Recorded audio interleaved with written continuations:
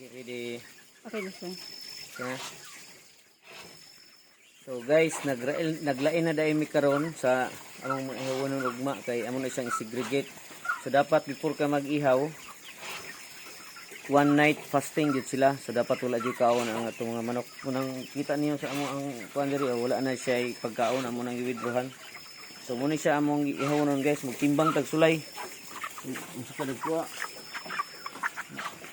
Timbang na to. Unsa ka dagko ang ato ang manok.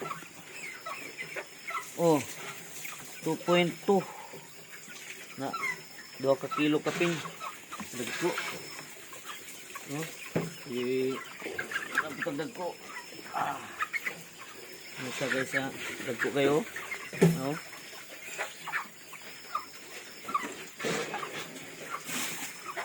.3 o 2.35 o 2.3 ay oh. So dos 3 ka dagko ah. So kining maabot og maabiris na og tag 2 kilo. Mo ni siyang ihawon din i-dress. Ibaligya. So available na ni siya ugma, no, fresh nga manok. Mag-harvest na imong ba nami available kini tanan. Mga kuan ni mga 250 to 300 kilos ang available ugma. So kisa tong mag-order, pila PM lang nako. So bawal sa utang, cash lang sa karon kay natagam nako. So ana no. Okay. So comment lang kay available ni ugma. So ugma mga half day harvest na mo hapon, pwede na nang ma-pick up, pwede nang ma-deliver. So muna siya guys. No, dagko kayo. Dagko. Dali siya 1.7. So pwede na siya kayo. Pwede. Dagko.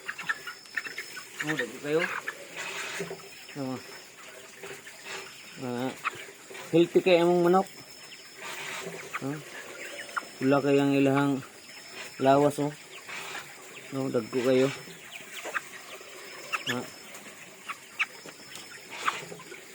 Dagko kayo. Mangon na to.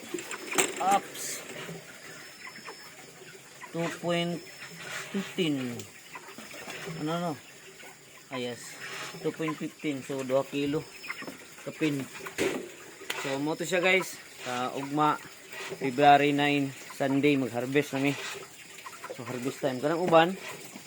Di pa na namo harveston kay daghan pa mo kog feeds. So padagkuon sa na namo. Igo pa. Now anay gyud na usahay dili magdungan og tubo man gud.